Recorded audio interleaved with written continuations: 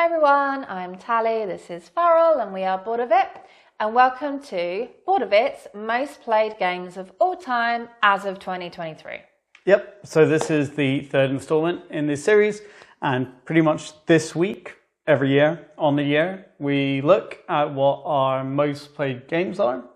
So we're going to reveal the top 10 in reverse order, and just know that these records have basically only been kept since we started the channel. Yeah. So we'll talk about it a bit as we go through, but there are some games that would probably be altered if we had records, but this is what we have to go on.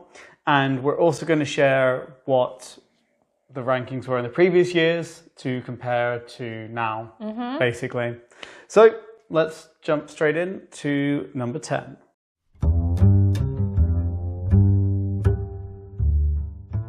Okay, so we're going to talk about our number 10 over the years. Back in 2021, our 10th most played games, because there was a joint position, was between Cascadia and Welcome to New Vegas. And at the time, we had played both of those games 12 times.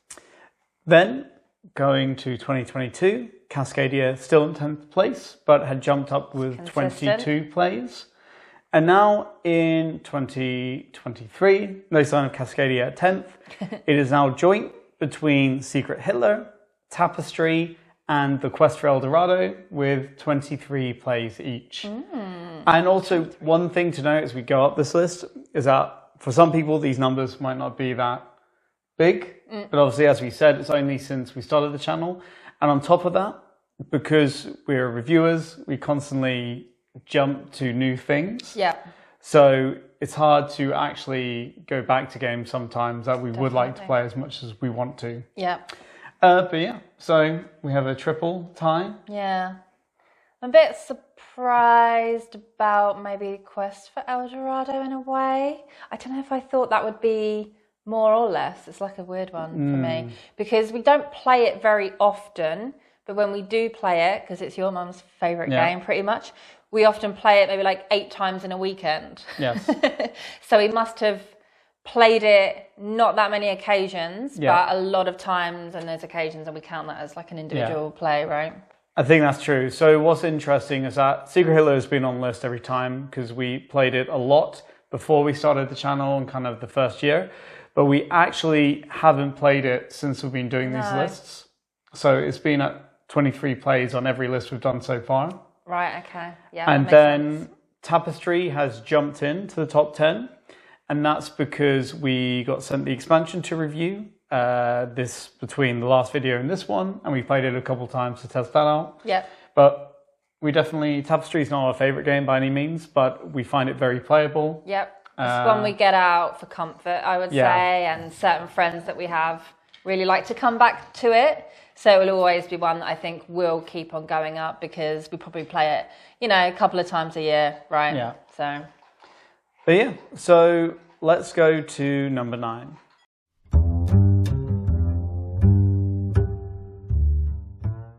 Okay, so our number 9 in 2021 was actually Mariposas, the game about butterflies. And we had played that 13 times. And then in 2022, it was The Quest for El Dorado, which we had played 23 times at the time. So not much movement for that one. Then with this year, we have 2, well, not really new entries, but for number 9, we have a joint venture, and that is Cascadia and Scythe with 24 games each. So Cascadia's still in the top 10, been played 2 more times. And that's because it's one of my favourite games. I'm actually sad that we've only played it twice since the last video. But I think part of that is in that year we've had Calico recently. Yeah. We got a review copy of that, and we just did a review last week. And Verdant we got last year. We did the Kickstarter. And they're kind of in the same trilogy. So playing those a couple times each kind of maybe took away some plays of Cascadia for the last year. I'm still a little bit surprised by it because it really doesn't feel like that at all, because like you often say, it's your comfort game. Yeah. So the fact that it's only been out twice, was it, in the last year is quite surprising to me, because it just feels so familiar and feels like you play it more. Yeah, it really does. But I think you can expect to see that continue to be in the top 10. And then Scythe has finally made it into the top 10. And if you're a long-time viewer of the channel, you'll know that Scythe is both of our favourite games. And we played it an insane amount before Records began, like before we had the channel. So really, it'd probably be the most played game of all time. But as it is, it's a game that we will play consistently year in, year out. So it's kind of just stacking up these plays and it's finally been like making its way in. So actually, we didn't play it for the first year we had the channel. Yes. And I remember being scared to go back to it in case it wasn't as good as we remembered. Yeah, and it that's was. true. Yeah. But what's quite interesting is, I guess, no movement in terms of plays for the Quest for El Dorado. Yeah. Which we tend to play a lot with my mum. And I actually think almost all those plays have been with her. And this year when she came, we actually didn't play it. We didn't really play that many games. No. And we just played... Too sunny outside. It was too sunny, yeah. We just played Heat a bunch of times at the end of the weekend. True. Yeah. So we didn't get those plays in. I didn't see her too much the rest of the year. Yeah. So that's kind of been lacking. And I don't think it's one we'd really play without family. No, that's true. Yeah, because actually my mum quite likes it as well. I think I managed to teach her that one too. And then Mariposa's going all the way back to 2021. We actually ended up selling, so that's never come back in the list. That's stuck at 13 forever. Yeah. So we liked it, but I think it kind of had its time, and we obviously have a lot of games come in. Exactly. But let's see what's at number 8.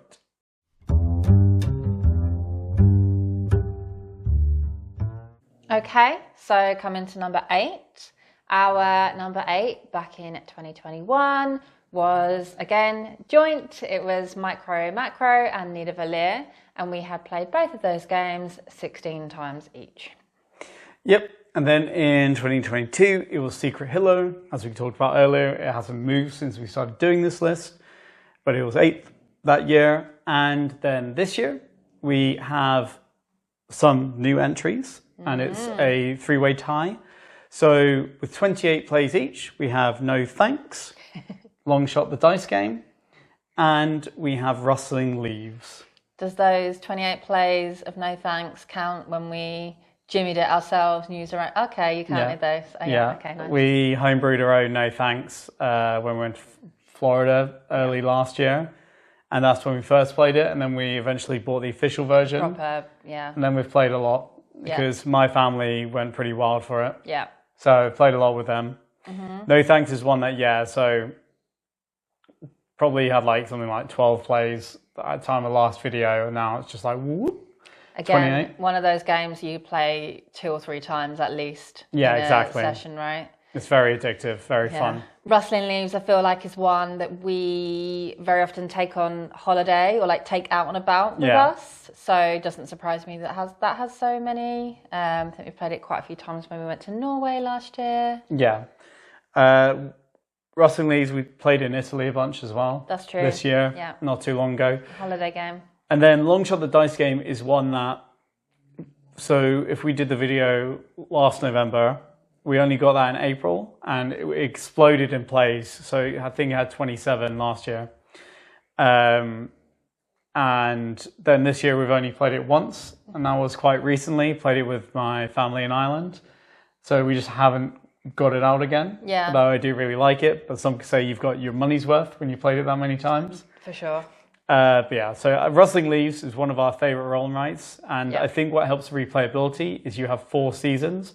So each season scores differently in the way that you're playing it. So you have a lot of variety there as well. So it's almost like 4 games in one. Yeah, and it comes in a lovely little compact box, which is probably why we take it, out and about with us so much as well. And it's very, tiny box, like the pad, you just need some pens and some dice, and then that's it.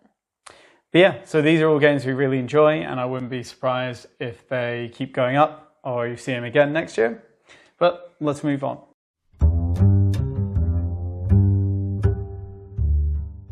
Okay, so number 7 in 2021, it was Railroad Inc., and we played that 17 times. And then in 2022, with 25 plays, it was Caper Europe. And now this year, number 7, with 30 plays, is Quacks of Quedlinburg. It's not enough in my book. Only 30? No. Well, fun fact, Yeah, we haven't played it in over a year. We must sort that out. Yeah. Right, next time we have, well, actually, right now after filming this video, I was going to say next time we have people, but we don't need people. No. So that's pretty wild for you. It's one of your favourite games ever. Favourite. So, yeah, 30 plays. I mean, Quacks of Quedlinburg is easy to play, and also it's one of your favourites, but we just haven't got it out in a year. No, I think it's, again, one of those things, because we do always have new games that we want to review, so it's just a case of having to prioritise other things. Cape of Europe from 2022. We got it in 2022. Right? Yeah, it came in January. Pretty much, and we exploded because that we rated Cape of Europe our favourite 2-player game. Both of us did. Yeah, absolutely fell in love with it. Played so many games in the beginning, and we have continued to play it. Maybe not as much as we did right in the beginning, but I think you got it out with a friend that was staying over recently. Interestingly, it would be in the same position, except like Tally said, had a friend come over recently, and I introduced it to him, and we played a fair few games, so that really booted it up now. Yeah. But it's just another one where we've been I think in the second half of this year particularly we've been playing a lot of new games. Yeah, I feel like we've played a lot. Whereas in the first half we played maybe more of a mix, and now we've been like constantly being pushed to play new ones. Yeah. So we haven't had that chance, but it was really nice to get back out again. Yeah. Railroad Inc. Any thoughts on that? Again, nice little travel game, I think. Not that 17 plays is like that much back in, well, I guess back in 2021. We played that a lot, like actually. when we got it. Yeah. I haven't played it actually that much recently at all. No, it's been a long time, I think. For me, I feel like it's not that I wouldn't play it. I feel like it's maybe had its time a bit, and I'd rather play Rotting Leaves, for example, which is why that's higher now. I'd rather take that on holiday, and I'd rather play that. Although I don't have anything against it particularly. It's just I think I have other preferences. Yeah. For that size box and weight. Yeah. Yeah. Move on to number 6. Yes.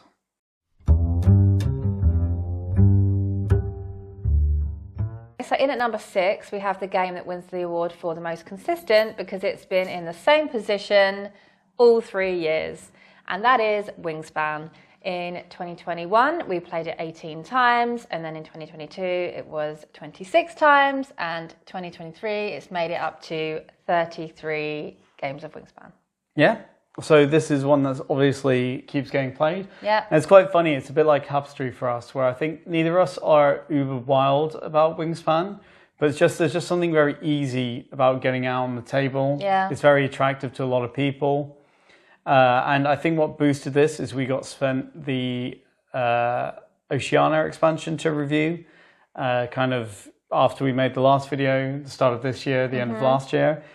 And we played that a couple of times and we really enjoyed it because it's 2-player only. Yeah. You can kind of buy that and just have a game of Wingspan. You don't need the main game. So we kind of played that a lot and that was quite cool. And then I think since then we've played it once or twice. I played it recently because I introduced my friend to it. The same one that I introduced Cape of Europe to. Did you? Yeah, we had one game of it. Nice. The kind of 2-player version. So, yeah, I mean, Wingspan is a classic and we have all the expansions and I'd never say no to it. I don't know if it'd be my first pick, but obviously it's getting played. It has some staying power. Yeah. I'd probably pick it one, I don't know, Sunday afternoon, maybe a bit hungover. Want something easy to play that's familiar. It's just nice. And you won't say no to it, so no. Although, I still have this like dream that I can like maybe beat you because I think I've only done it once in all of those games. Yeah, it took you.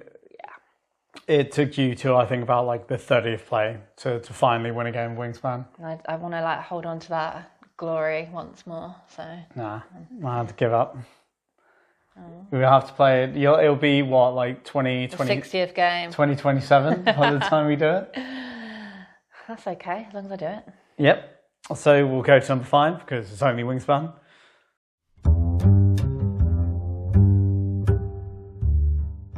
Okay, so our number 5s over the years. In 2021, it was, again, my fave, Quacks of Quedlinburg, and we played that 22 times. In 2022, number 5 was Long Shot the Dice Game, and we had played that 27 times. And now, number 5 is Cape of Europe with 36 plays. So obviously, compared to last year, KP Europe jumped up. We did get some plays in. And a big boost of that was, like I said, playing very recently with my friend, introducing. And it's such a great, quick two-player game. It's both our favorite two-player game of all time. Yes. And there's just something, it's just so tense and thrilling for like 15 minutes, and then it's over, and then you go again, you can swap out the cities. And they did announce some sort of poll about expansions like a while ago now, but this year, and I still haven't heard anything. No. So I do hope that eventually there may be some expansions come out. I would be like genuinely excited for that. Yeah, but it's our favorite two-player game. We love the art, we love the components, love the gameplay. Everything about it. Yeah, it's just perfection. Exactly. Then obviously we've already talked about Longshot a bit, where we played it a lot the first year we got it, and then we just haven't quite got it out since. Maybe we just haven't had that right group together. We've brought other games to the pub. Yeah. In place of that, yeah. Yeah. Not much more to say, really. Let's get into the top 4. Ooh.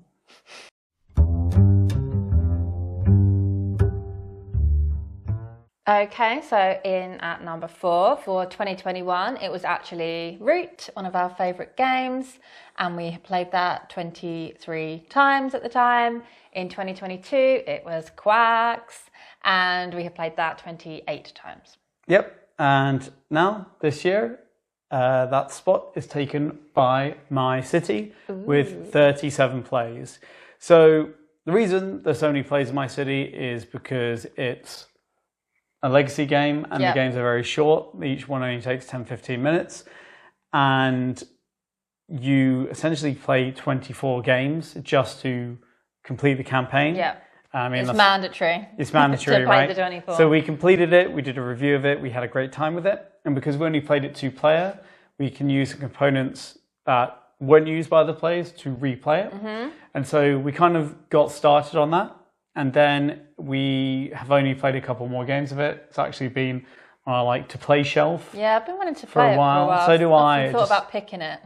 Just never quite got around to it, but we did play it a little bit in the summer. Yeah. So I would expect to see this increase as well, particularly if we finish the campaign, just so we can throw the box out. Yeah. Get it out of our hair. Yeah, and then it will never go up again. No.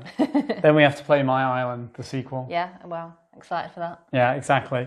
So My City, a great little Polyomino game. Really recommend it if you're looking for something light, but also like you want to try out a legacy game. Yeah. It's the price of a normal box. And you can still play it after. Yeah. But in a kind of minor way.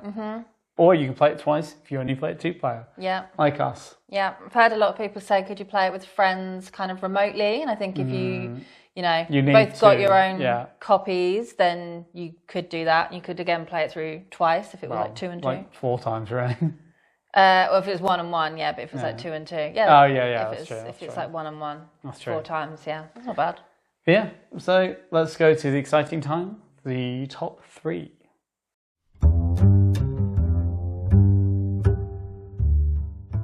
Okay, getting into the final countdown now, into the top 3. So in 2021, our third most played was Secret Hitler with 23 games. In 2022, it was My City with the 30 games. 33 games. And 2023? It is Root in third place with 38 played games. Nice. So we're massive on Root, and I think there's a lot of respect for having a game like Root in our top 3 most played. I think we've played 4 or 5 games since the last list, and we actually played one quite recently. Yeah. We've found a kind of, you could say, new gaming group, and they have all experienced Root before and liked it, so we had a go with them, and we'll probably play with them in the future. That was super nice, actually. Yeah, we just had to remind her about a few things and then just get into it, which doesn't usually happen with Root. It's a bit of a slog to teach, so super nice if you can find people that already know how to play. Yeah, and it was good. It was one of those games because it's like a new gaming group, and it was quite funny because you don't necessarily want to be too mean like you could be in Root, but you want to be a little mean, so everyone's like finding their way, and then probably got a bit meaner as it went on. But I won as the Lizards for the first time ever, and I love playing as the Lizards, but I never win. I've never tried the Lizards. As the Lizards. So that was really great. But yeah, Root is incredible. Yeah. I mean, there's a reason you can play it 38 times because of all the variety with the different factions and the game states and the maps and... Well, like I said, I've never played as a lizard. We've played 38 games and I haven't got to try all of the factions yet, I think. Obviously, it's a little bit reliant on getting the right faction combination. Sometimes that's a little bit restrictive, so you can't, have the opportunity to play them, maybe. But I still think that's a great testimony to how replayable it is and how there's still much to explore in a way, even after all those players. But yeah, this was also one of both our top 10 games of all time as well. For sure. Was it one of the ones you forgot existed? Correct, yeah. I didn't put it in my list and then you said Root. I was like, no! Forgot it had to go in as like a 3A or something like that. I thought you took out Articulate and put it in instead. That's what you wanted me to do. Yeah. I can't remember what I did, but I had to slot it in. It was just a pure oversight that it wasn't in the top 10 because it definitely deserves to be there. We love it. But yeah, such a great game. And I wouldn't be surprised for it to keep going up, basically. Yeah, no reason why not. So let's go to number 2.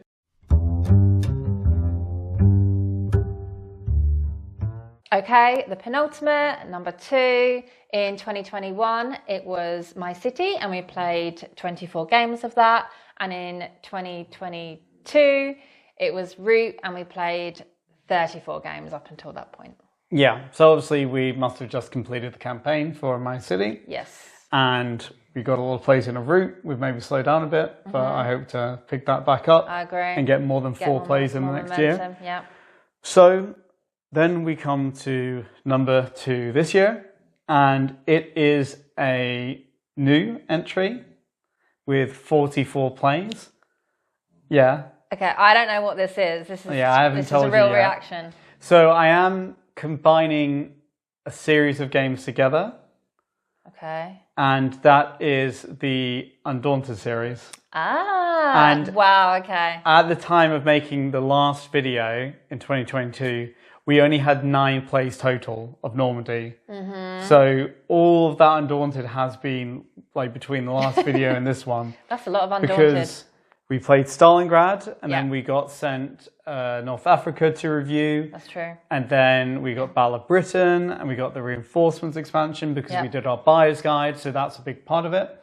But I mean, we loved Stalingrad, the campaign. Yeah. How many games is in that? 15, I think we played. Okay. Yeah. So played that within what? A week? Like 3 sessions, honestly. It was so addictive. Yeah. We had such a great time playing that. Well, define great. And amazing. I mean, amazing, but also very stressful. Very stressful, yeah. It's a very stressful game. Can't believe we played that much. We must have aged ourselves a couple decades. Yeah, 100%. Yeah. Yeah. So, do you have a favourite from the series? For Undaunted? Yeah. Probably Stalingrad, actually. I mean, I really like Normandy. North Africa was my personal least favourite. There's a bit of a different mechanism where you can kind of control vehicles in that, and I just didn't really get on with that. I thought thematically it was stupid because I prefer North Africa to Normandy. Yeah, but I think Battle of Britain was the one that grew on me at first. I was like not sure, and then I found it like the strategies really unveiled themselves to you in a way it didn't in the other games, and I thought that was really cool. I think it's very novel in a way. Obviously still belongs in the series, but it's the most different out of them. I really liked it, and I think the flight strategy, like you say, you have to play your cards in a slightly different way and plan out a little bit more. But I found it like quite, I mean, it's all stressful, but I found that like more stressful in a way. There's more mental load. Yeah, one wrong move and then you're a bit screwed. You run into a barrage balloon and blow up. Yeah, exactly. And that was a bit stressful, but I mean, it's still super good. Yeah. So I think it's always incredibly impressive when a game launches into the top 10 most played and it gets to number 2.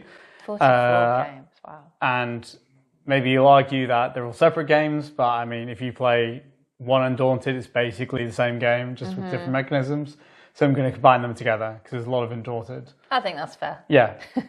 So then we will go to number 1.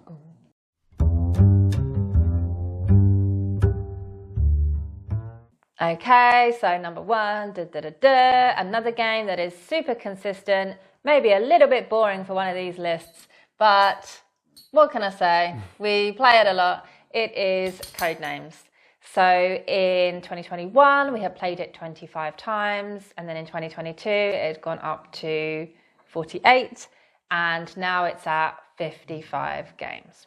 Yeah, so actually, within the last year, we've only played it on 2 occasions, which accounted for those, I guess, 7 plays. And obviously, it is a game that you play a bunch of times when you do get it out. Yeah.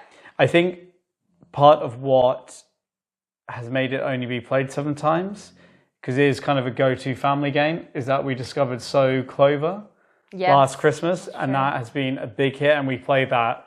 I mean, that must be getting close to the top 10, I think. So we probably played it like 20 times or something. You can probably expect Codenames to start coming down and So Clover going kind of up, and maybe they're overtaking a little bit, So Clover. Yeah, I mean, we still get Codenames out, don't get me wrong, but it just, I mean, and this is one as well, like kind of Scythe and actually like Wingspan, that if you counted before we had the channel, it would have an insane number of plays, because when we first discovered it, I got it when my family came over for a weekend, and there was like 6 of us, and all anyone wanted to do all weekend was play Codenames, and we must have got like dozens of games in over that weekend, and then, so I mean, it's an all-time classic party family game. It's very quick. People want to play again because everyone kind of wants to swap the roles. Yeah. So I'm sorry it wasn't more exciting, but hopefully one day it will drop out of the... 2024, we'll try to make it something more exciting for you all. Yeah, Undaunted or Root, probably. Or maybe some other game that's like Undaunted where it just shoots up into number 1. Yeah. Wouldn't that be fun? But yeah, like you said, it's something that we just consistently play with family. And I think what's also super nice, every time we do show it to people, a lot of people go out and buy it for themselves, actually. So it gets... that is really cool as well. Spread around in that way as well, kind of word of mouth. I know quite a few people that have it from after playing it with us. So that's nice. Yeah, same. My Irish family, I introduced it to them, and I think they never really played a modern board game before, and they all went... Fights nearly broke out, quite honestly. Isn't that anything with them, though? Yeah, I mean, they're extremely competitive. It was wild. But yeah, so Codenames, and we'll have a little wrap up now of kind of final thoughts. So, let's go.